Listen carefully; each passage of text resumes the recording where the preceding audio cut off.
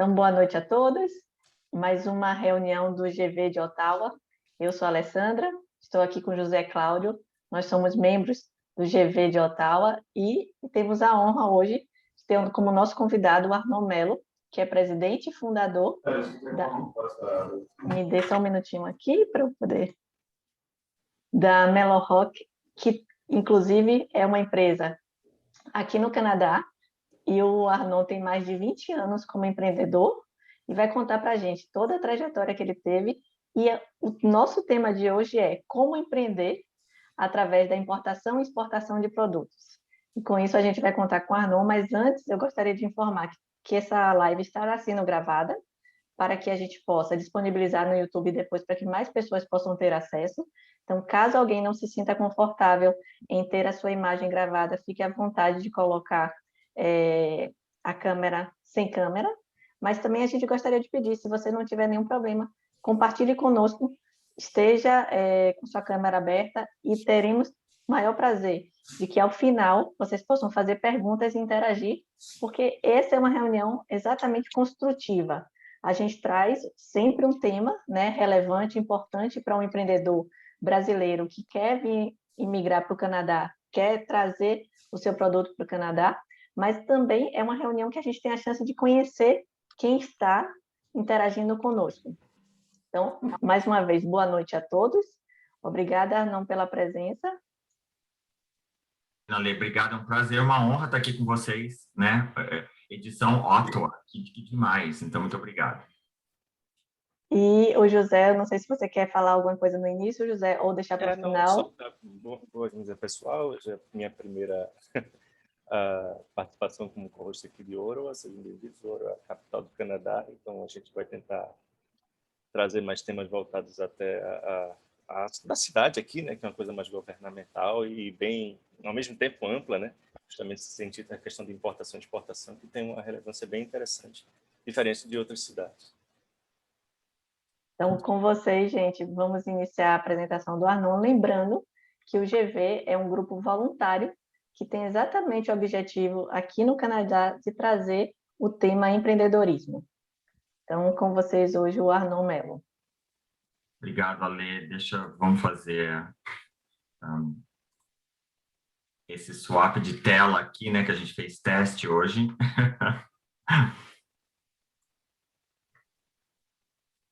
Só um pouquinho. Cadê o meu share? Acho que eu vou ter que dividir primeiro, José, a tela, para depois corrigir. Não tem problema. Fique tranquilo que a gente está aqui. E gostaria, gente, de pedir para que todos deixassem seus, pelo menos, no mute, né? E no momento que vocês forem fazer as perguntas no final, podem se apresentar. Então tá, vocês estão vendo a tela, gente? Perfeito. Então tá bom, bem-vindo a todos, que demais estar aqui com vocês. Então vamos lá, Arnon Mello, eu sou o diretor e o fundador da Mello Rock Logistics. E o que é a Mello Rock? É uma empresa de transporte de carga internacional. Eu estudei comércio exterior aqui no Canadá, me formei e trabalhei 10 anos numa multinacional alemã antes de abrir a Mello Rock. E como muitos no Canadá, eu cheguei no Canadá e trabalhei em vários empregos para sobreviver, né? Eu não sabia bem quando eu cheguei o que eu queria, mas eu sabia que eu queria estudar, eu queria fazer faculdade, eu já tinha uma faculdade no Brasil, e um cliente indicou o Seneca College, que é uma faculdade aqui em Toronto, e eu fui aceito para fazer International Business. E antes disso, trabalhei como garçom, trabalhei em uma fábrica de pilha, até eu descobri que era daltônico, as descobertas de trabalhar. E eu fiquei nessa empresa, quando eu saí do Seneca, Oi, alô? Alguém tem o microfone aberto? Eu não estou conseguindo... Patrícia, basicamente Juliana, já dá um mute.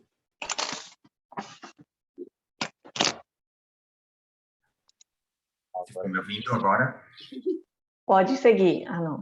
Então, quando eu saí do Seneca, eu arrumei emprego de estagiário numa multinacional alemã que tinha acabado de chegar em Toronto, e eu fiquei com eles 10 anos. Então, aprendi tudo o que eu sabia na teoria, na prática. Meu chefe era incrível e eu só saí de lá porque realmente meu chefe foi embora e eu tive a vontade de abrir a Mello Rock Logistics. Então, Hoje, a Mellow Rock já está há 18 anos no mercado aqui no Canadá. Nós temos escritório nosso em Toronto. A gente tem um escritório em Miami, que toma conta de todos os embarques nos Estados Unidos, de importação e exportação. E a gente tem um representante em São Paulo. Então, está aqui a equipe. E eu não sou nada se não fosse o meu time, que é incrível, que toma conta dos nossos clientes, junto comigo na importação, exportação, liberação de alfândega. Então, eu sou muito, muito abençoado e honrado de ter essas pessoas incríveis do meu lado todo dia. Então, o que é um agente de carga? O que a Mellow Rock faz? A Mellow Rock, ela transporta mercadorias de um ponto A para um ponto B, de caminhão, marítimo, aéreo, e a gente faz liberação de alfândega também, tanto aqui como nos Estados Unidos. E, além de tudo isso, existe também as licenças que a gente tem que ter para movimentar carga perigosa, carga perecível, reagente químico, animais, tudo que você possa imaginar transportado via logística, você tem licenças.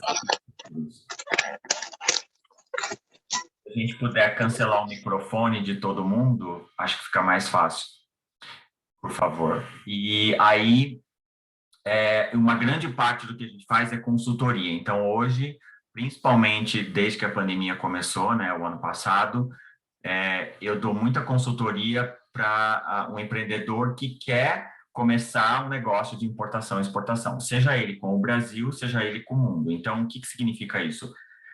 Você vai me falar o produto que você quer trazer para o Canadá, você quer importar ou comercializar aqui, e eu vou fazer a análise logística desse produto do ponto A ao ponto B e saber quanto o frete vai custar para chegar aqui, quanto de imposto você vai pagar no Canadá, e se aquele produto ele precisa de licenças diversas para você poder liberar ele junto à alfândega.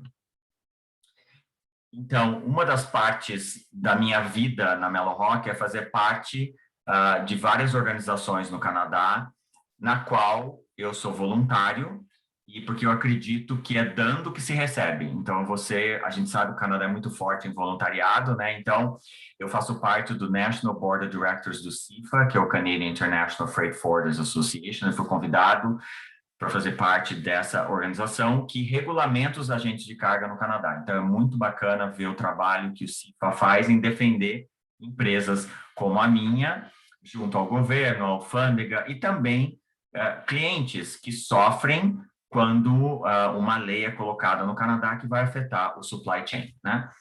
Então, eu também faço parte do Seneca, que é o meu college, que eu me formei, sempre falo lá, faço parte do Advisory Committee. Fui 2 vezes eleito pelo CONCID, as pessoas sabem, me conhecem muito pelo CONCID, eu não sou membro eleito mais, eu sou voluntário de novo do CONCID, junto com a Dani, que está me assistindo aqui. Faço parte do Centennial também, Centennial College, que é um outro college incrível, que tem uma área de supply chain muito forte. E a Mellow Rock faz parte de organizações no mundo de segurança, de acreditações que a gente tem que ter no Canadá, como a IATA, a FIATA e o Partners in Protection, que é uma certificação entre o Canadá e os Estados Unidos, para a gente saber realmente quem está atravessando a fronteira, se tem alguma coisa ilegal naquele embarque. A gente é treinado para prestar atenção no comportamento de certas empresas, certos embarques, porque muitas coisas você não imagina que ainda entram no Canadá em termos de droga, contrabando, e nós, os agentes de carga, somos os primeiros a ver esse tipo de material chegando no Canadá antes que a mídia fique sabendo, né? Então, tem que ter muito treinamento quanto a isso. Então, no longo desses 18 anos, a gente fez projetos incríveis e continua fazendo projetos incríveis. Esse é um projeto da Hydro-Quebec, que a gente teve que fretar um avião e carregar esses componentes radioativos que estavam indo para a Argentina. A Argentina e o Canadá têm um acordo bilateral muito forte na área de radioativos. Então, o Canadá manda muita coisa para a Argentina, é usado, aí volta, é limpado aqui no Canadá, e aí volta de novo. Então, a gente foi contratado para fazer esse charter, e organizado pela gente. Essas fotos são minhas, menos 28, em Toronto, aqui no avião, na pista de Toronto, quase congelando para tirar essas fotos, nesses equipamentos indo para a Argentina. Então, foi muito bacana esse projeto. Esse outro projeto é uma empresa canadense que monta biodiesel plants no mundo inteiro, principalmente em ilhas, e essas usinas são movimentadas a diesel. Então, a gente teve que movimentar todo esse equipamento que vocês veem da Europa para essas ilhas, e elas vão num navio fretado, e o caminhão, o guindaste, tudo tem que ir no navio, porque essas ilhas não têm a capacidade de mover equipamento grande. Então, tudo vai com o navio, depois volta no navio os equipamentos usados. Há muito tempo atrás, a gente se envolveu em mover artigos de arte, porque a gente mexia muito com Cuba. Então, essa organização, essa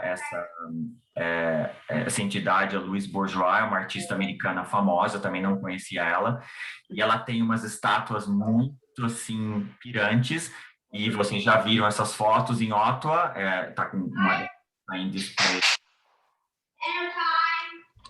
em Ottawa.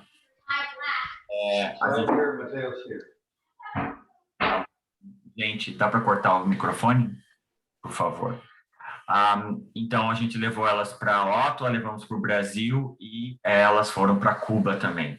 Então, e uma coisa interessante nessa organização é que a arte ela é transportada dentro do próprio container da organização. Então, o container ele vai ao redor do mundo e eu só agendo o container num navio para chegar naquele país. Mas eu não tenho que alugar, entre aspas, um container para carregar esse tipo de arte, porque elas são delicadas, elas são desmontadas de uma maneira própria para caber dentro do container. Então, vamos lá. O que é supply chain, né? O que é international business? Então, é o buying e o selling, é a compra e venda de produtos ao redor do mundo. Logística é o processo de se movimentar o que você comprou, o que você vai vender, né? E supply chain é como a gente descreve todo esse movimento que é conectado, cada peça é conectada na outra, as coisas não são separadas, como vocês vão ver. E, lógico, a chave de Global Logistics é o operacional. Então, tanto numa empresa, numa multinacional, como a Walmart, o Home Depot, que tem departamentos logísticos próprios, eles vão ter que ter funcionários que vão lidar com importação e exportação. E esse processo pode ser tanto aéreo, marítimo ou de caminhão. No caso nosso aqui do Canadá, Estados Unidos e México, que é muito forte, né, o trânsito de caminhão entre os 3 países. E para você, empreendedor que está começando, a primeira regra que você tem que saber, decore salteado em International Business, é Incoterms. Então, o que é Incoterms? São termos que descrevem a transferência de risco e custo numa transação internacional. Então, se você está comprando um produto do Brasil, da China, da Europa, no seu contrato, na sua fatura comercial, você tem que ter estipulado qual Incoterm você vai usar naquela transação. E esse Incoterm vai ditar quem vai pagar o frete, quem vai pagar o seguro, e se acontecer alguma coisa nessa transição de exportador para importador, quem vai receber o dinheiro, né, caso haja uma perda envolvida. Então, a gente conhece muito FOB e CIF, né? Todo mundo acha que o mundo inteiro fica com essas duas denominações de FOB e CIF, e, na verdade, eles são termos marítimos, em geral, mas a gente tem 11 termos no Incoterms, que é muito importante você saber. Então, estou aqui para ensinar, quem quiser saber mais de Incoterms, entre em contato comigo. E, de novo, ele explica essa transação, né, de risco e custo entre o vendedor e o comprador, o que ele determina e o que ele não determina. Então, ele determina quem vai pagar o transporte, quem vai pagar o seguro, que eu falei, quem vai pagar se o container cair na água, o que acontece com o meu produto que eu já paguei, né, para o exportador. O que ele não determina? Ele não determina o preço do produto que você vai vender, que você comprou e agora você vai vender, a qualidade do produto, o tipo de pagamento que você vai fazer, a transferência de propriedade, talvez. Então, existem coisas específicas que eles cobrem. E a terminologia do Incoterms, quando colocado num contrato e num commercial invoice, ela tem que ser dessa maneira aqui. Por exemplo, CIF Santos Port Incoterms 2020. O Incoterms, ele é refeito, reanalisado a cada 10 anos. Então, a gente está agora com o Incoterms 2020. Você pode usar o Incoterm de 2010, por exemplo, mas no seu contrato você vai ter que especificar, como eu coloquei aqui, que o Incoterm que você está se referindo é daquele ano. Por quê? Porque existem regras específicas que mudam a cada 10 anos. Então, se você, por acaso, vai numa corte, tem um processo com o juiz, ele vai querer saber exatamente que tipo de Incoterms você usou. Por que que isso é importante? Porque quando você vai pegar o seu produto na fábrica do seu fornecedor no Brasil e o fornecedor entregou o produto para você, ele está em perfeitas condições e carregou no seu caminhão lá na fábrica, o caminhão sai da fábrica e ele pega fogo na estrada, é roubado, enfim. Você, o comprador, vai ter que pagar pelo aquele produto. O seu exportador, ele cumpriu o que ele ia fazer nessa transação, ele te deu o produto. O seu caminhão que você contratou pegou fogo e foi roubado. O exportador não tem mais nada a ver com isso. Você que tem que arcar com todas as consequências naquele momento. Então, você estipular Incoterms é a base de qualquer importação e exportação mundial, tá? Vamos falar um pouquinho rápido de o que é exportar do Brasil. Como que você tira um produto do Brasil. Eu tenho uns vídeos lá no meu no IGTV da Melo Rock Logistics. Quem não segue a gente vai lá seguir agora na Melo Rock Logistics no Instagram. E eu fiz um vídeo explicando como é a exportação do Brasil. O Brasil é um dos países mais complexos para você exportar e importar. Exportar, ele está melhor agora, que você pode tirar o radar, que a gente vai falar aqui. Então, uma empresa para exportar, ela tem que ter um radar, o que é uma autorização para tirar o seu produto do Brasil junto à alfândega. Então, você tira o radar no Syscomex, você se cadastra e, através desse sistema, você vai emitir a sua Commercial Invoice, o seu Packing List para exportação, que é o DANF, através desse sistema. E depois que se tem o DANF, o seu despachante no Brasil, ele vai poder fazer a declaração única de exportação. E só depois de tudo isso feito, a carga pode ser entregue no aeroporto e no porto. O fiscal da alfândega pode querer inspecionar a carga, os documentos, ou o Brasil usa um sistema de luz no sistema eletrônico da alfândega. Então, se está tudo lindo, maravilhoso, é verde. Se tem alguma coisa errada, é laranja. Se tem uma coisa muito errada e a carga não vai sair, é vermelho. Então, através desses códigos, a alfândega avisa o despachante e o cliente que tem alguma coisa errada no processo de exportação. E aí, dando tudo certo, a carga pode sair do Brasil como carga, pode entrar no navio ou no avião e voar para onde ela tem que ir. Então, o processo de exportação do Brasil é um pouquinho mais fácil do que a importação. A importação no Brasil a gente não vai falar nessa live, porque ele é muito complexo, eu posso responder perguntas depois, mas tem muitos critérios, tá? Eu não vou olhar as perguntas agora, depois a gente volta, tá, Lê? Porque senão a gente não vai dar conta. Tá combinado que vai ser no final, tranquilo. Tá bom. E, lógico, numa importação e exportação, os documentos normais de uma importação e exportação, a gente tem a AWB, a guia aérea, que é no embarque aéreo, que ele vai vir como carga no avião. Então, isso quem preenche é ou o exportador, às vezes, ou ele usa um agente de carga, como a Melo Rock, que vai executar esse booking, vai executar esse documento, como ele tem que ser feito, dependendo do país para onde a carga está indo. Eu vou emitir ele aqui no Canadá para uma exportação, no Brasil, o nosso agente vai emitir para a carga sair do Brasil e vir para cá. No marítimo, a gente tem o Bill of Lading, que é o mesmo documento, mas ele é um documento de embarque marítimo. Então, se você tem um container cheio ou você tem um container compartilhado, o agente de carga, geralmente é o agente de carga que emite esse documento, tanto na exportação ou do Brasil ou do Canadá. Vamos falar um pouquinho agora de importando no Canadá, né? Que eu acho que é um dos países mais fáceis de você trazer um produto e importar ele aqui. Então, uma confusão muito grande que eu tenho com os meus clientes é, primeiro, a importação no Canadá é a nível federal, ela não é a nível de província. Não importa que a carga chegue em Halifax, Montreal, Toronto, Vancouver, a importação acontece da mesma maneira a nível federal. No Canadá se pagam 2 impostos, geralmente numa importação.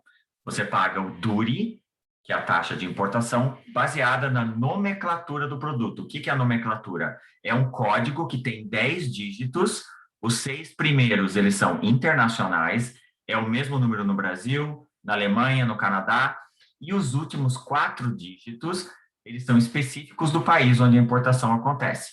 Então, o que é esse número? Esse número fala para a alfândega canadense exatamente o que eu estou trazendo. Então, eu estou trazendo uma calculadora dessa. Então, essa calculadora de plástico, ela tem um número. Então, quando a alfândega digita esse número no sistema de importação da alfândega, ele vai saber que aquilo é uma calculadora que foi feito na China, de plástico, e vai me dar um valor da taxa de importação que eu vou pagar de imposto para nacionalizar aquele produto. Então, isso é o duty.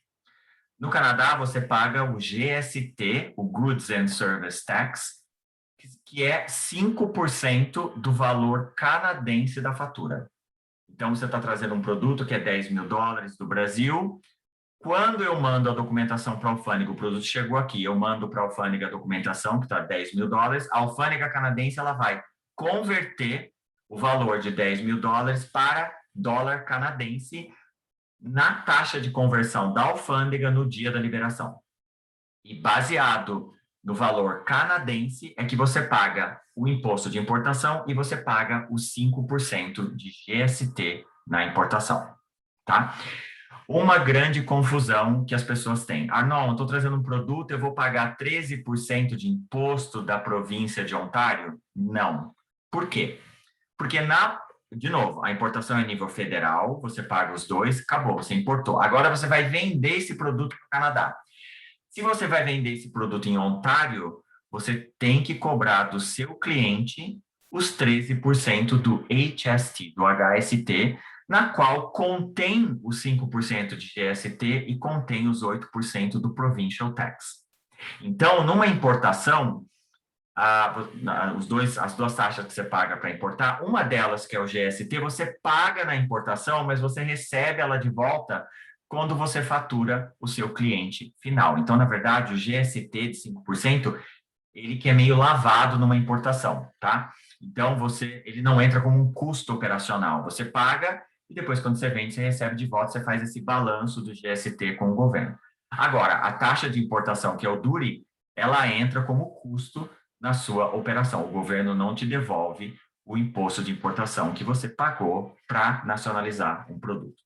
Então, é uma confusão muito grande. Lógico, se eu importo em Ontário e eu vou vender em Alberta, eu vou ter que cobrar do cliente em Alberta o imposto de Alberta da província. Se eu vou vender em Quebec, eu vou cobrar em Quebec daquele cliente o imposto local da província de Quebec, tá? Você não cobra o imposto de Ontário para uma empresa que está em outra província. Vamos lá. Daqui a pouco a lei me fala assim, você tem 5 minutos, aí eu não dei conta. Outro processo muito importante que vai virar lei no Canadá, a qualquer momento ela já está em vigor, chama-se e-manifesto, que é uma pré-declaração de tudo que sai de um país vindo para o Canadá antes de sair do país de origem. O agente de carga, tenho que declarar para a alfândega quem é o importador, exportador, o produto, o valor, e a alfândega aqui me dá um ok para que eu possa embarcar o produto no país de origem. Se a alfândega falar para mim, Melo Rock, você não pode embarcar essa carga porque tem um problema. Então, eu tenho que falar para o meu agente lá, para o embarque, não pode. Uma das razões desse processo é que, eventualmente, quando você comprar um produto no Brasil e ele embarcar do Brasil, o cliente canadense vai ter aqui todo o cálculo de imposto e a carga vai chegar pré-liberada no Canadá. Você não precisa fazer uma liberação pós-chegada da carga em Toronto. Então, isso é muito legal.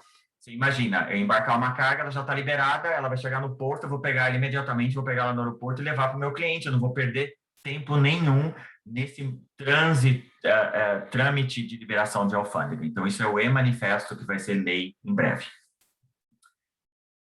Órgãos que regulamentam a importação no Canadá, CFIA, Canadian Food Inspection Agency, que é a versão Anvisa do Canadá, vamos falar assim para os brasileiros. Então, esse órgão, ele controla principalmente a importação de comida aqui, que vai ser consumido por um humano. Então, ele tem uma série de regras que foram estipuladas agora em 2019, na qual nenhuma empresa no Canadá pode importar nada de comida, nada, raw material, nada, ou produto finalizado, sem ele ter uma conta e pagar uma licença e mostrar um plano de importação daquela comida para o governo canadense. E aí eu vou poder liberar essa comida, porque o importador vai me dar a licença que ele tirou, junto com a minha liberação, a alfândega vai ver que o cliente tem tudo e eu vou poder liberar isso. E também esse novo sistema, ele controla a venda de comida ou bebida entre as províncias. Você tem que ter um plano de importar, estocar, fazer recall, tirar da prateleira um produto que ele está, né, não sei, deu um problema com alguém, ou quando você vai vender para uma outra produto, então outra província.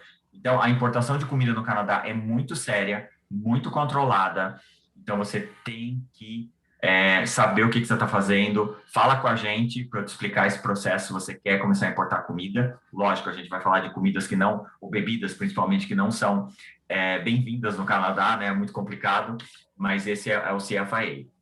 Outra coisa importante no CFIA é a etiquetagem dessas comidas, dessas bebidas.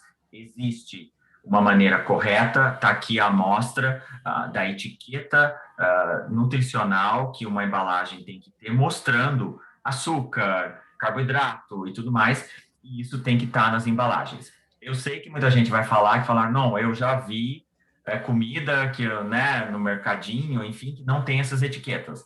Muito bem, não sei como essas comidas chegaram nesse estabelecimento, mas a alfândega e o CFIA fazem um trabalho minucioso de bater em porta e analisar se o importador cumpriu com essas exigências. Se ele não cumpriu, ele vai pedir para o material ser destruído ou ele não vai poder ser reetiquetado aqui, né? Não existe mais essa permissão. Ele vai pedir para destruir e remover o produto da prateleira. Então, muito sério a importação de comida, tá? Produtos que são grandes, tem grandes restrições no Canadá, eu falo sempre isso. Produtos de leite, todo mundo gosta do nosso catupiry, né, do Brasil, que teve aqui um tempo. Bom, o catupiry, aquela empresa que importou o catupiry, a gente trouxe muito catupiry para o Canadá, mas o catupiry passa por um imposto de importação de 255% do valor, em cima do valor do catupiry, ou qualquer produto de queijo que não tenha cota. O que é cota no Canadá? Grandes empresas que importam queijo do mundo inteiro já tem essa cota, lógico. E o que é essa cota? É um compromisso de importação de milhões de dólares naquele produto e se o governo canadense deu aquela cota, então o produto que ele está importando que tem queijo vai pagar talvez 3%, 5% de imposto. Sem a cota, ele vai pagar 255%. E qual o problema hoje? Não se há cota disponível para produtos de laticínio, de queijo, hoje no Canadá. Então, tem gente que está esperando na fila aí muito tempo para conseguir uma cota para diminuir a taxa de importação, mas até agora não abriu. Então, vamos ver se isso muda. Outros produtos que têm grande controle no Canadá, como alguns de vocês sabem, é bebida alcoólica. Então, eu tenho muita gente querendo trazer cachaça do Brasil, artesanal, e isso é altamente regulado por província. Então, não é possível. Você só pode liberar o produto alcoólico com o despachante do LCBO, no caso de Ontário, com uma pré-autorização do LCBO, tá? Então, muito complicado a importação de bebida alcoólica. É possível? Mas é um trabalho árduo para você conseguir a autorização do LCBO, e eu estou falando por experiência de gente que eu já ajudei, que já tem licença, e mesmo com a licença, é um produto altamente controlado e só pode ser liberado por um despachante, e eu não posso fazer a liberação. Eu posso mandar todo o documento, entregar, fazer o transporte, mas a liberação é controlada por uma agência somente. Vamos lá. E se você vai trazer o seu produto de comida para o Canadá, eventualmente, aconselho você falar com o consulado brasileiro em Toronto, o departamento de trade do consulado, no qual organiza todo ano em Toronto a feira, o pavilhão do Brasil, junto com a Apex do Brasil e também a Câmara de Comércio em São Paulo, para trazer empresas brasileiras para mostrarem o seu produto aqui em Toronto e em Montreal. O consulado brasileiro em Montreal faz o papel em Montreal. E essa feira CIAL, ela acontece a cada ano em uma cidade. Então, Nós não tivemos o ano passado e não vamos ter esse ano. O ano que vem, espero que volte tudo ao normal. Então, o governo brasileiro é um bom apoiador para quem está tentando introduzir um produto de comida no Canadá. Eles dão muito apoio para esses exportadores, tá?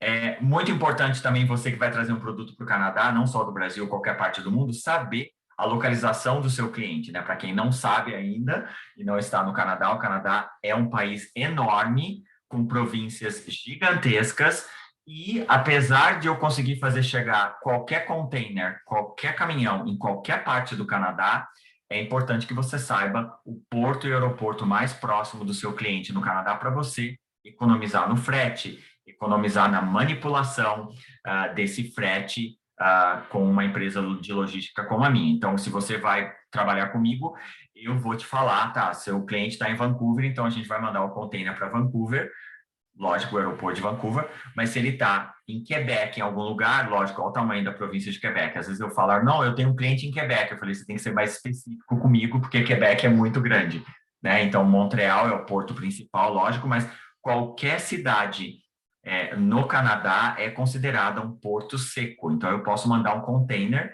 que chega em Montreal, o navio, e eu tiro esse container, coloco no trem e mando ele para qualquer lugar no Canadá. É muito, muito simples, tá? Diferente do Brasil, lógico. E, para quem não sabe, o Canadá é servido por duas ferrovias, que na verdade foram elas, que hoje a gente sabe que existe o Canadá por causa da CN Rail e da CP Rail, que foram desbravando, né? Os executivos da Europa vinham para cá caçar o castor para pele, para fazer, né, chapéu e casaco na Europa, e eles foram desbravando e construindo estações de trem no Canadá inteiro. Então, o Canadá é muito bem servido por essas linhas, na qual todos os containers, vou falar 99,9% dos containers do Canadá se movimentam por trem, não por caminhão, como é no Brasil, e também eles têm parcerias com ferrovias dos Estados Unidos, então a gente pode trazer um container de qualquer porto nos Estados Unidos para o Canadá de trem. Intermodalismo, que a gente sempre fala. Então, o que acontece no processo de transporte de uma carga? Então, eu pegar no cliente, colocar no caminhão, colocar no navio, do navio eu vou tirar, colocar no caminhão e levar para o cliente, todo esse processo separado, eles estão conectados num só movimento. Você não faz um movimento separado, documental, de cada processo. Por quê? Porque você vai gastar muito mais. Quanto mais eu mexo no embarque, mais o cliente paga. Então, a gente quer pegar, colocar no container, entregar na empresa marítima, ela vai chegar no Canadá, eu vou entregar, mas toda a parte documental, ela é uma só, ela não é separada. Então, isso facilita, lógico. Outro ponto importante no Canadá, que é um país maravilhoso, é que embarques aéreos e marítimos levam de 15 minutos a 1 hora para liberar a alfândega. Quando elas não são pré-liberados, antes até do navio chegar, o avião pousar em Toronto, a carga já está liberada. Então, isso é muito legal. A alfândega no Canadá é aberta 24 horas, 7 dias por semana. Então, você, empreendedor, se você quiser, você pode ir no aeroporto de Toronto 3 horas da manhã sozinho, liberar a sua mercadoria, tanto do porto e do aeroporto. E o fiscal lá no balcão tem um computador, ele te ensina o básico de como você vai colocar as informações, aí vai entregar o papel, vai ficar lá esperando talvez 1 hora ou 2 para eles analisarem tudo e liberar a sua carga, e você vai pagar lá no balcão todos os impostos. Se você tiver, a sua carga tiver $500 mil de imposto, você só tira a sua carga do porto e do aeroporto após você pagar dinheiro no balcão da alfândega em qualquer ponto no Canadá. A alfândega não dá crédito para ninguém em nenhum lugar. E quando uma carga ela vai para a inspeção no Canadá, essa inspeção pode durar 24 horas, 72 horas no máximo. A partir de 24 horas, eu posso ligar na alfândega e perguntar o que está acontecendo com a carga do meu cliente, por que está demorando. Então, a alfândega canadense é muito educada e tem um diálogo constante com todo mundo que trabalha em supply chain. Outra coisa legal no Canadá é que uma empresa estrangeira ela pode ser registrada no Canadá como a sua própria importadora. Então, tem uma empresa no Brasil que ela não tem um agente no Canadá, um representante. Eu posso registrar essa empresa brasileira na alfândega canadense e ela se torna a importadora do seu próprio produto. Isso funciona, lógico, para produtos que eles querem trazer como amostra, que não vai ser uma coisa constante, tá? Essa importação, ele não vai fazer disso toda vez ele quer fazer esse processo, não. Então, é um processo de, talvez, começo de uma empresa, de uma demonstração, é possível, tá? Já fiz muito disso.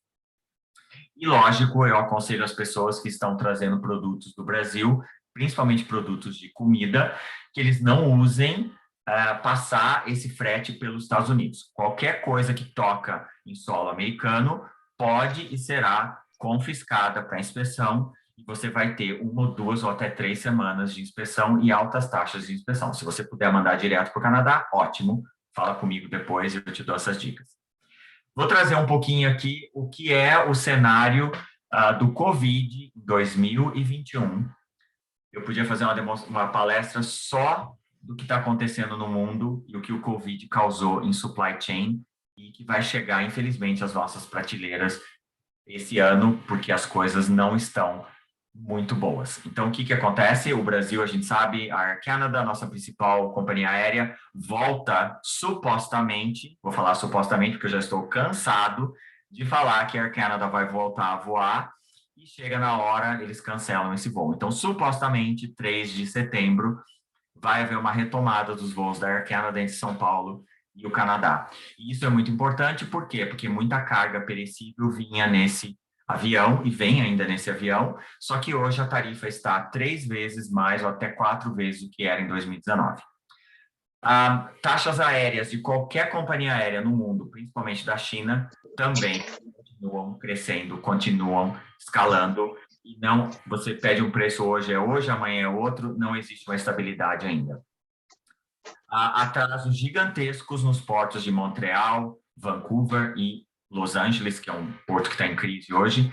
Então, todo o embarque marítimo do mundo está afetado hoje por falta de container e falta de navio. E quando se tem o container, quando se tem o navio, você embarca, se um tripulante daquele navio testa positivo para Covid, aquele navio não é permitido atracar no Canadá. Vamos falar do Canadá como exemplo. Então, em vez de eles terem que esperar 14 dias para o funcionário sarar, né, para poder descarregar todos os containers no porto de Vancouver, a empresa marítima fala, sorry, não vou ficar aqui, vou continuar para um outro porto e quem sabe lá, né, até eu chegar lá, o meu funcionário sarou e eu vou poder atracar no porto de Los Angeles. Então, o que aconteceu com aqueles navios que você, empreendedor canadense, está trazendo da China, né? Ele não vai poder ser carregado em Vancouver. Ele vai para um outro porto, até ele poder ser descarregado, esperar um outro navio para pegar aquele container e trazer de volta para o Canadá. Então, você imagina os atrasos mundiais, que eu estou dando um exemplo aqui do Canadá, mas isso está se repetindo no mundo inteiro.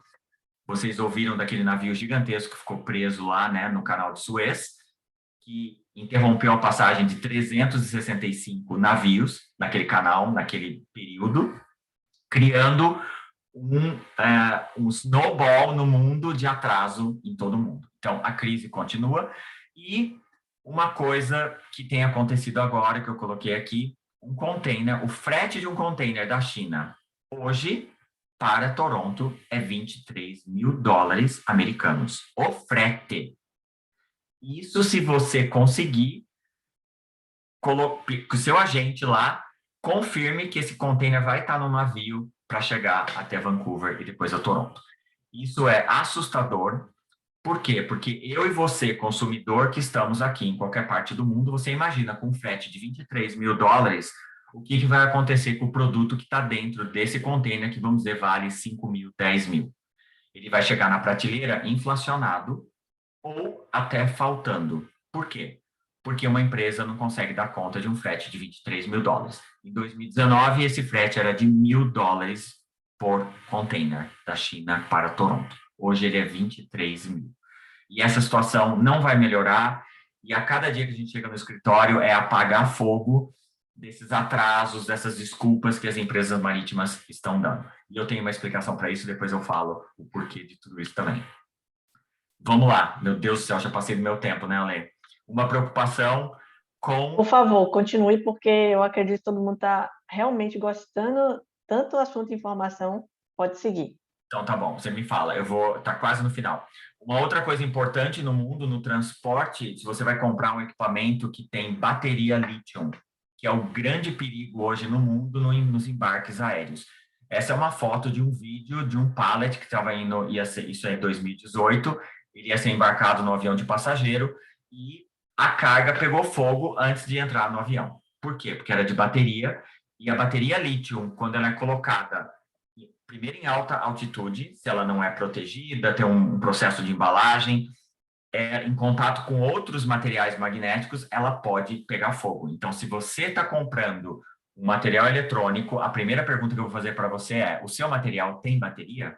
Que tipo de bateria? Cadê a ficha técnica desse produto? Por quê? Porque eu não vou poder embarcar esse material se ele não é embalado profissionalmente por uma empresa especializada para conter fogo ou qualquer tipo de coisa que possa acontecer nesse material, tá? Então, muito problemático.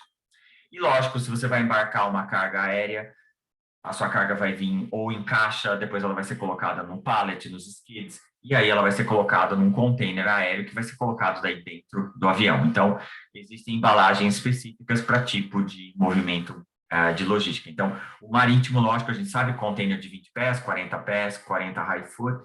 Então, é a maneira mais econômica, ainda se você comparar com o aéreo, lógico, você pode empacotar muita coisa num container. Então, eu vou generalizar que 90% dos fretes no mundo se movimentam marítimo, e aí você está entendendo o porquê dessa crise que todo mundo no Canadá e no mundo está vivendo, nessa crise marítima, nesse momento do Covid.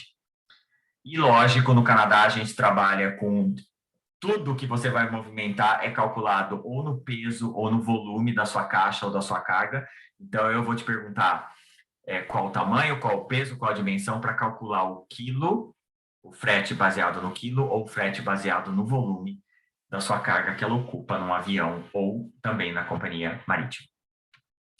E com essa crise toda do Covid, o ano passado, pela falta de voo, a gente não teve voo da Air Canada e muitos dos produtos que vocês consomem no Canadá, os produtos congelados, pão de queijo, açaí, muitos desses produtos vinham para o Canadá via aéreo com a Air Canada, com o cancelamento do voo. A Mellowrock desenvolveu, junto com nossos parceiros no Brasil, um container compartilhado congelado e um container compartilhado seco. E o que é isso? É que empresas diversas que têm quantidades pequenas de produtos, especialmente no congelado, porque a Mellowrock foi a primeira empresa de logística no Canadá que criou essa consolidada marítima para carga congelada. Então, houve uma parceria muito grande nossa, do nosso armazém em Santos, e, lógico, todos os nossos clientes no Canadá apoiaram. Então, clientes trazem agora quantidades maiores de produtos congelados que vêm no nosso container, e esse container vem num serviço direto para Montreal e de Montreal para Toronto. Então, quero agradecer aqui os nossos clientes no Canadá que apoiaram essa nossa iniciativa, que é um sucesso, e a gente tem embarcado desde agosto do ano passado um container por mês. Então, muito feliz de poder. A crise trouxe essa necessidade de desenvolver uma coisa nova, inovadora, né? Então, está aqui a propaganda dos dois tipos de container que a gente faz. Então, se você tiver um produto no Brasil e precisa trazer ele mais barato do que aéreo, conte com a gente para fazer um cálculo para você. E é isso, Lê. Então, muito obrigado por assistir essa apresentação. Eu corri aqui porque eu sei que vai ter pergunta e espero poder responder as dúvidas de vocês agora nesse bate-papo. Então, muito, muito obrigado. De novo, meu nome é Arnon Mello e eu sou o fundador da Mellowrock Logistics. E é um prazer estar aqui. A gente aproveita para printar essa tela antes que o Arnon tire, para que vocês tenham aí o contato do Arnon. Vou colocar aqui no chat também, Lê, daí já fica para todo mundo. Combinado. E aí eu aqui. Vou contar com a ajuda agora do José Cláudio para a gente poder fazer as perguntas que já colocaram, o pessoal colocou aqui no chat. Isso, a Patrícia já começou a fazer uma pergunta lá atrás. Ela estava preocupada com essa questão da pandemia, né? Você mencionou, mas deixa eu só repetir. Quando você falou sobre a questão do caminhão pegar fogo, né? E aí, quem vai ser responsável pela perda do produto, especialmente nessa época de pandemia? E quem é responsável por contratos internacionais nessa questão de perda e roubo? É basicamente isso aí. Uma das perguntas. Tá, bom, obrigado, Patrícia, pela pergunta. Toda quem vai ser responsável por quem é no seu contrato ou na fatura comercial, o Incoterms, que eu falei, que vai ditar quem tem responsabilidade nisso. Então, o Incoterms CIF, vamos falar do FOB, tá? O FOB, que é o famoso FOB. Então, você vai comprar FOB do Brasil. O que significa isso? Significa que o exportador no Brasil ele tem que carregar o container, é um embarque marítimo, ele vai carregar o container, ele vai levar esse container até o Porto de Santos e vai entregar no Porto de Santos. No Porto de Santos, quando esse container for carregado dentro do navio, literalmente ele vai, né, você colocar dentro do navio. Nesse momento, você, Patrícia, no Canadá, está em total controle desse container. Se o container no meio do mar, não é um bom exemplo, esse container chega no Canadá e ele pega fogo, enfim, você é responsável com a sua seguradora para ir acionar a seguradora, fazer uma análise e recuperar o dinheiro que você pagou, porque o seguro é por sua conta, tá? Nesse processo FOB. O exportador no Brasil, ele carregou o container e levou até o Porto de Santos. Ele acabou com o que ele prometeu em fazer para esse embarque. No critério FOB, você, o importador, é responsável por tudo: seguro, transporte, liberação, até que esse container chegue no seu armazém no Canadá. Lógico, se você está trabalhando com agente de carga, como agente, eu vou fazer a liberação, vou fazer a transporte do container do porto de Toronto até o seu armazém. O que aconteceu na pandemia? Eu não quero ficar muito nesse tema.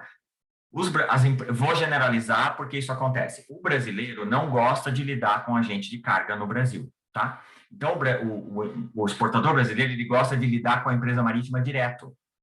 Então, o que aconteceu na pandemia? As pessoas que lidavam com a empresa marítima direto e contratavam com a empresa marítima a entrega do container em Toronto, durante a pandemia se viram numa crise sem fim. Porque o container chegou do Brasil, a empresa marítima não tinha onde levar o container, as fábricas estavam fechadas, eles estavam overwhelmed porque eles tinham tanto container que começou a chegar e eles não tinham um caminhão para entregar o container. Então, o que aconteceu? Você, o importador canadense, ficou pagando demurrage, que é a storage, a armazenagem desse container no porto, até que a empresa marítima tivesse um caminhão para fazer a entrega para você. Enquanto que, se você tivesse envolvido um agente de carga nesse processo, o agente de carga poderia ter pego esse container, levado para o nosso pátio e dali descarregar o container, devolver o container e entregar o produto para o cliente. Então, o agente de carga na pandemia foi visto com outros olhos. Por quê? Porque a empresa marítima não conseguiu ajudar muitas empresas que lidavam com eles diretamente. Pronto, próxima. Ainda na Patrícia, ela mencionou, quando você falou do CFIA, ela mencionou sobre questão específica de alimentos perecíveis. Abrangendo essa resposta, né? Quem é responsável? Desculpa, eu não entendi a pergunta. Sobre essa questão de quem é responsável pela importação de alimentos perecíveis, especificamente. Mesma coisa. Quem é responsável é o importador que é responsável. O importador tem que ter a licença antes dele sair do país de origem, ele tem que ter todas as licenças no critério daquela comida ou perecível que vai ser trazido para o Canadá. Por quê? Porque se ele embarcar um container de comida ou perecível e ele não tiver a licença antes do container chegar aqui, e o pior, ele está trazendo um produto que não é permitido no Canadá, como pimenta brasileira in natura, não é permitido importação no Canadá. E eu descobri também todo esse processo do CFIA. Então, se você tem um molho que tem a pimenta no molho, ele é processado, tudo bem. Mas se você traz aquela pimenta biquinho, é isso que fala, né, no Brasil, aquela famosa que todo mundo quer. Essa pimenta específica é proibida pela alfândega canadense de entrar no Canadá. Muito estranho, né? Mas não é com nenhum tipo de licença, você não pode trazer. Então, a responsabilidade é do importador de saber antes o que você pode e não pode trazer. Quando você falava sobre as restrições do leite, a Vivian Zanelato, desculpa se eu perguntei, ela perguntou sobre questão de poliestireno para produto PET, para alimentação PET. Tem alguma restrição, alguma coisa assim? É sobre comida de pé? Vivian, você pode abrir o seu microfone e perguntar. Posso sim. Oi, Arnon, tudo bem, pessoal? Na verdade, é sobre o plástico em si, porque eu sei que agora no final do ano vai ter uma restrição sobre o plástico, né? E inclusive para os produtos PET, ou você sabe alguma coisa sobre isso? Quando você fala de PET, é o packaging? É o Não, desculpa, para produto para animais, de pet mesmo, de animais. Tipo, brinquedinhos ou potinho para alimento, se você sabe alguma coisa sobre isso, se essa restrição do plástico vai se aplicar também a isso. Então, eu não sei de nenhuma restrição de embalagem nesse momento. A única restrição que eu estava falando no slide é para comida para humano, que tem que ter a tabela nutricional nas duas línguas. Mas para pet, eu já trouxe coisa de pet do Brasil e do mundo.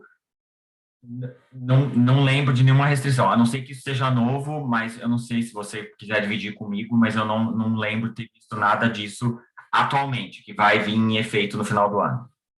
Certo, tá bom, obrigada.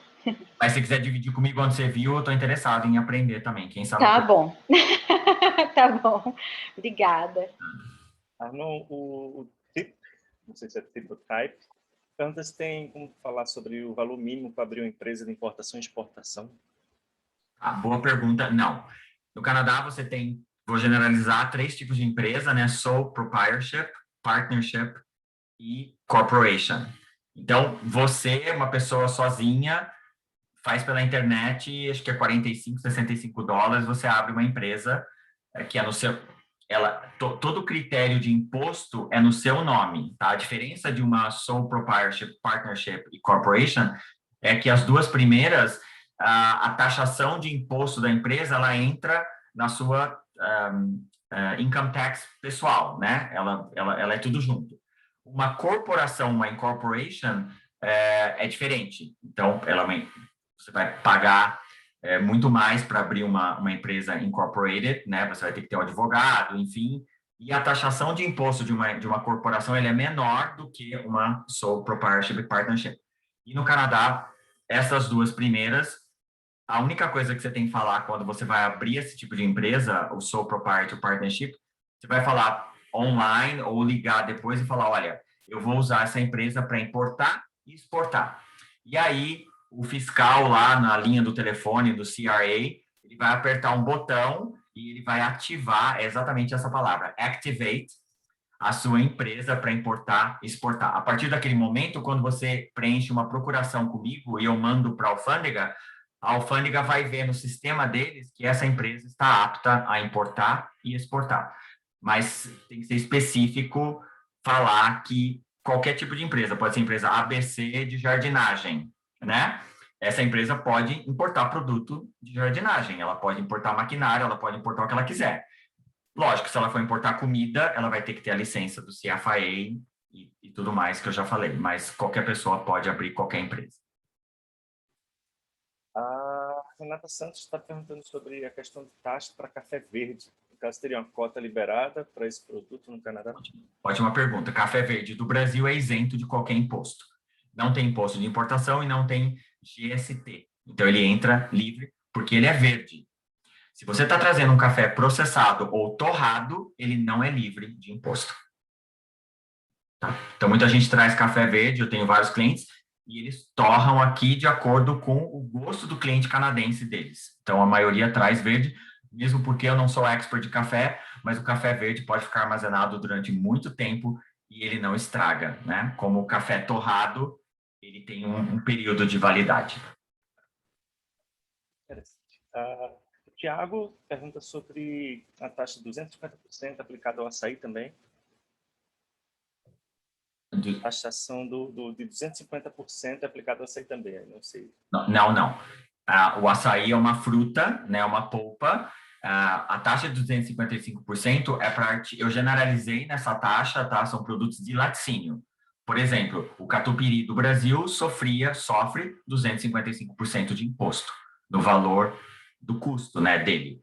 Mas o açaí não. Polpa de açaí, se não me engano, de 6 a 6,5% de imposto, mais GST de 5%. Ele não é considerado um laticínio, né? O açaí.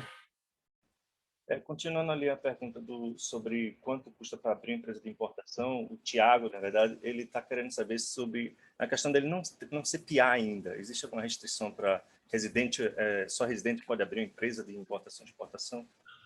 Mesmo se ele estiver aqui? Bom, primeiro, para abrir uma empresa no Canadá, eu acho que você tem que estar aqui. Eu acho que eu já conversei com clientes que estavam no processo do PR e abriram. Talvez Dani pode responder essa pergunta melhor que ninguém, mas eu acho que eu não lembro, eu não vou poder aconselhar direito essa. Dani, você que está aqui. A abertura de empresas ela pode ser feita por pessoas não canadenses, não residentes e não estar fisicamente no Canadá. Tá? A área de exportação ela tem uma regulamentação própria, mas não é vedado que os sócios sejam exclusivamente brasileiros ou exclusivamente canadenses. Pode ter um mix, desde que tanto brasileiros quanto canadenses sigam a regulamentação, que é isso. Tem que abrir a empresa específica, ativar essa função de exportação e seguir aí todos os trâmites, que não são poucos. Mas é possível a abertura ser feita por um brasileiro que está no Brasil. Ótimo, pronto. Excelente. Então, aí outra coisa também que o Thiago perguntou sobre a experiência de trazer produto de franqueado ou de franqueadora para um franqueado. Como é essa relação com franquias? Ele quer saber do relacionamento entre... Não sei se a pessoa está... Tiago, se você quiser abrir seu microfone. E obrigada, viu, Dani, por nos ajudar com a resposta. Então, gente, assim, talvez a pergunta tenha referência...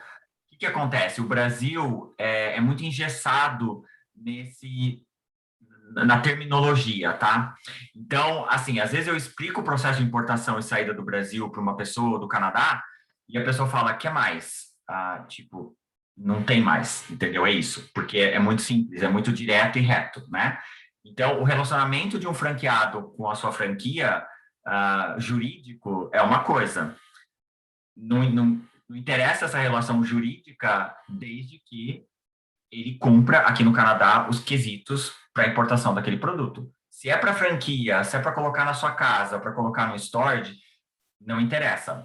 Por exemplo, você vai trazer um produto de comida, você tem a licença, está tudo etiquetado, beleza, você tem interesse de vender ele para o Metro ou Loblaws.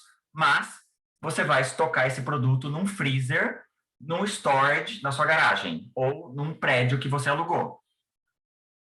A alfândega canadense, ela não vai julgar aonde você vai armazenar esse produto, tá? Desde que quando ele chegou no Canadá, ele cumpre os critérios de que dali ele vai para uma prateleira, a pessoa que vai comer, tipo, vai poder ler, né, a embalagem e tudo mais. O governo canadense está preocupado com isso. Lógico, se alguém passar mal com esse produto, você, o importador da comida, como eu falei, você tem que ter um sistema dentro do CFIA, um manual de como você vai tirar esse produto da prateleira imediatamente onde quer que ela esteja, porque é você, o importador, responsável pela qualidade, por tudo. Não é no processo logístico, não sou eu, não é o meu despachante, não, é você que sabe do seu produto, né?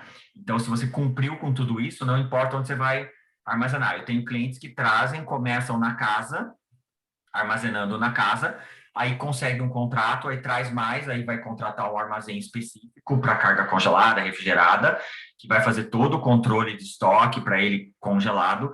Eu faço isso no meu armazém em quantidades pequenas, seco em quantidades grandes, eu controlo o estoque.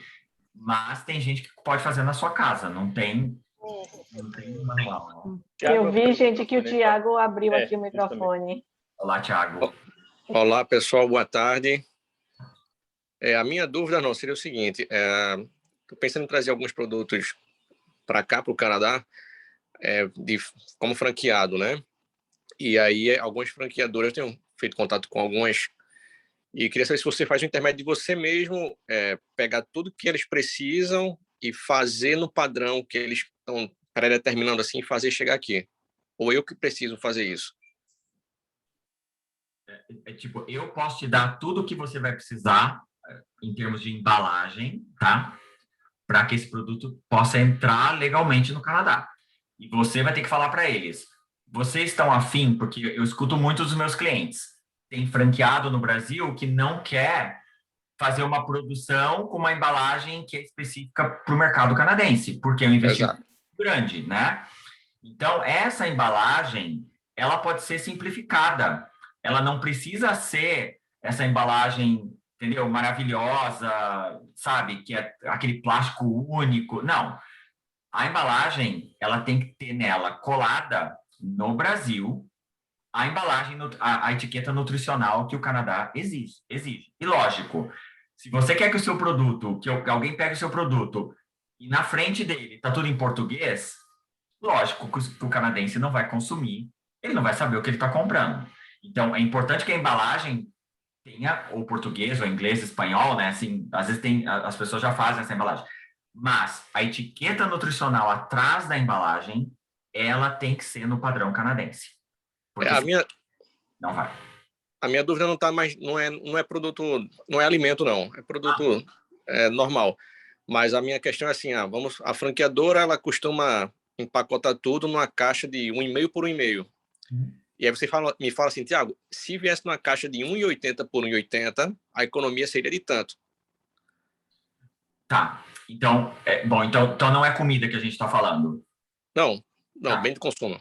Então tá, bem de consumo. Então é assim, você paga em frete, primeiro na modalidade. Esse produto vai vir do Brasil para o Canadá como? Aéreo ou marítimo?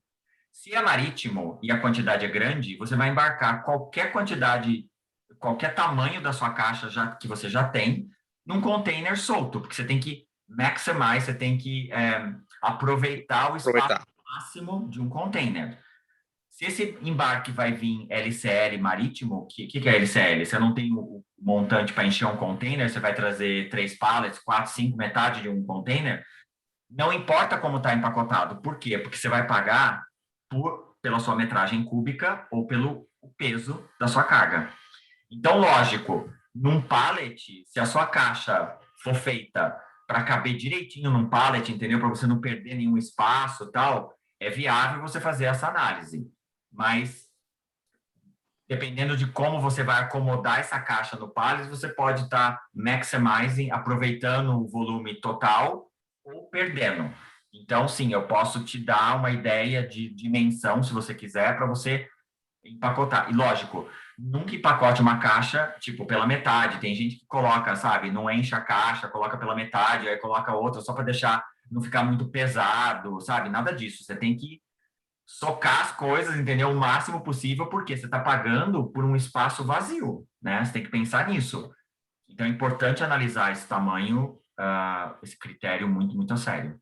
Gente, e a gente está cumprindo o tempo que a gente combinou. Eu sei que vão ainda ter muitas perguntas, e o Arnon é uma pessoa extremamente acessível, uma pessoa que contribui com a comunidade brasileira de uma forma assim, sensacional. Então, assim, fiquem com o contato dele, que esse tema com certeza não se esgota. É uma oportunidade que vocês têm de entrar em contato com ele diretamente, porque aí aqui eu gostaria de fazer as considerações finais, passar a palavra para o Arnon, fazer a mensagem dele final, agradecer a todo mundo que está aqui conosco. Se alguém quiser abrir a câmera enquanto o Arnon estiver falando, eu vou fazer um print da tela para a gente poder divulgar nas nossas mídias sociais. E se vocês quiserem colocar o Instagram de vocês, a gente também linka com a nossa postagem. E depois do Arnon, eu vou pedir para o José Carlos fazer a finalização, que ele hoje está conosco pela primeira vez como nosso co-líder. Estou imensamente feliz com a participação do José. Então, ele vai fechar a nossa reunião e já agradeço imensamente, Arnon, pela sua brilhante apresentação. Imagina, obrigado. Foi uma honra estar aqui com você. Espero poder ter ajudado. Eu sei que teve uma pergunta aqui rapidinho falando o tempo médio de um container de Santos para Toronto. Quando a gente começou a fazer o nosso container compartilhado, refrigerado, 35 dias. Hoje, a gente já está em 40 dias. Porque muito atraso para sair do Brasil, muito atraso no transbordo. Então, se você está fazendo hoje um embarque marítimo com qualquer pessoa, você tem que ter tempo suficiente nesse planejamento. Por quê? Porque não é agente de carga, não é o armazém, é a empresa marítima. A crise é mundial, o atraso pode acontecer a qualquer momento, na saída, na chegada, no trânsito, então você tem que se preparar para esse trânsito mais do que nunca hoje. Quem sabe ano que vem isso vai melhorar. E eu estou vendo aqui gente que trabalhou, Dimitrios, né? Trabalhou com logística, que bom ter você aqui. E desculpa, gente, eu não sei se a gente respondeu todas as perguntas, mas eu acho assim, trabalhar com comércio exterior no Canadá, como eu falei, para mim é um dos países mais, vou falar fáceis, porque eu trabalho com isso há muito tempo, já há mais de 20 anos, mas é um país muito correto e reto. E outra coisa, eu sempre falo nas minhas apresentações, quando a gente tinha apresentação presencial e vinha uma delegação do Brasil. O Brasil é muito burocrático, ele é muito cheio de regra, ele é muito cheio de tititi em caneta azul e tudo mais.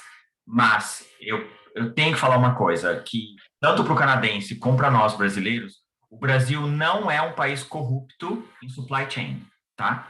Então, quando você trabalha seriamente dentro da legislação, seja ela de exportação e importação no Brasil, tudo funciona. Eu sempre escuto história de canadense, para mim, que vem numa apresentação falar, não, você falou tudo isso, mas eu tive experiências péssimas, eu sofri, entendeu? Tipo, minha carga ficou presa, alguém veio oferecer não sei o quê. Eu falei, olha, primeiro, a senhora mexeu com a empresa errada, que não tinha uma experiência logística com o Brasil, porque o Brasil não é para iniciante. Se você vai exportar para o Brasil, você tem que lidar com gente que trabalha nisso, que tem um despachante correto, que vai classificar, que vai ver todo o processo antes da carga sair do Canadá, tá?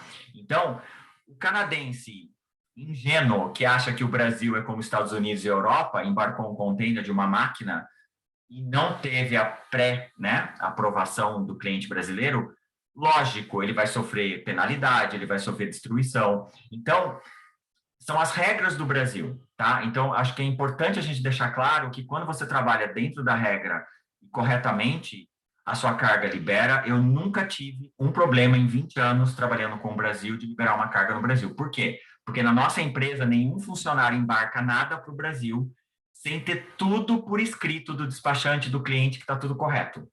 Eles dando o ok, a carga segue. Chegou no Brasil e teve um problema, o fiscal pediu um documento a mais, é o problema do importador, porque ele verificou, ele deu ok junto ao despachante dele. Então, a gente tem que ser justo nessa de falar, né? O Canadá é fácil, o Brasil é mais complicado, mas tudo é possível. Ainda mais hoje no Brasil, a exportação no Brasil, ela é mais fácil, você consegue o radar em 48 horas, então as coisas do Brasil estão mais fáceis. Então, não fiquem desanimados, às vezes, quando a pessoa fala, Brasil, né, América do Sul, é possível desde que você faça uma análise completa do começo ao fim. E, mais uma vez, obrigado, Ale, obrigado, José, obrigado a GV Canadá e GV Edição Ottawa. É uma honra estar aqui dividindo essa experiência minha de anos, que uma coisa que eu amo logística, eu amo supply chain, eu amo atender os meus clientes e é uma honra para a gente poder ter ajudado tanta empresa brasileira canadense que trouxe os seus produtos brasileiros que estão no mercado canadense. Então, para mim, é a minha realização poder ter ajudado esses sonhos, né, que começaram pequenos e hoje já são de algumas muito grandes. Então, a gente fez parte desse processo e é muito legal. Então, conte comigo, todos vocês que estão começando. Obrigado. Em nome da GV Ouro, eu queria agradecer também. Não dá para ver que você ama o que faz, então isso faz muita diferença, né? Essa questão não é à toa que todos os clientes te seguem e todo mundo faz sucesso quando trabalha contigo, dá tudo certo. E também incentivar todo mundo para seguir o GV Ouro, ou GV Canadá em geral. A Lei vai publicar esse vídeo no canal dela e vai publicar nas redes sociais. O Demetrios está aqui também, Embaixada GV, né, do Brasil em geral, para a gente compartilhar e, de repente, propagar esse conhecimento. É importante a gente elucidar, chamar a atenção de que o GV é para isso, é para fazer relacionamento, network, conhecer pessoas, fazer, eventualmente, negócios, né, e aprender. E a gente aprendeu muito hoje com o Arnon, que está aqui, deu o tempo dele para falar tudo todo conhecimento, não só conhecimento dos livros, mas experiência, né? Correto. Experiência de muitos anos. E é isso aí, eu agradeço a todo mundo. Oi, André, se quiser tirar mais um print aí, a ler. E a gente vai estar encerrando a reunião hoje. Sigam o GV lá no Instagram. José, eu quero fazer a propaganda que você fez no começo, tá? do nosso podcast do Logistics in Motion. Aí eu comecei um podcast com o Peter, meu partner, em inglês. Então, a gente começou porque a gente queria trazer numa outra mídia um pouco de informação. Então, 20 minutos cada episódio. A gente já tem 6 episódios lá. Tá no Spotify e no Apple Music. Então, chama Logistics in Motion. É em inglês, então quem quiser praticar o inglês, como o José falou, que ficou escutando lá o podcast com o Peter, e a gente conta a história da Melo Rock e embarques legais e desastres que aconteceram com alguns clientes, lógico, né, de dificuldades, enfim, para dividir um pouco as pessoas que não é tudo né, rosas, né? Você tem que trabalhar com clientes nas dificuldades. Então, escuta lá a gente no nosso podcast, tá legal, as pessoas têm gostado. Então, obrigado a todos que já escutaram, é uma honra fazer isso também, desculpa. E justamente obrigado por esse conteúdo. E quem puder também, se achou que aprendeu alguma coisa, se achou que foi válido esse tempinho com a gente aqui, puder falar lá no GV, no Instagram da GV, que ele vai compartilhar, para justamente mostrar o que está acontecendo aqui, reverberar e trazer mais gente para todo mundo sempre aprender mais. E é isso aí. Muito obrigada, gente. Uma boa noite a todos. Boa noite a todos. Tchau, tchau. Vai ter fotinho, Ale? Não sei.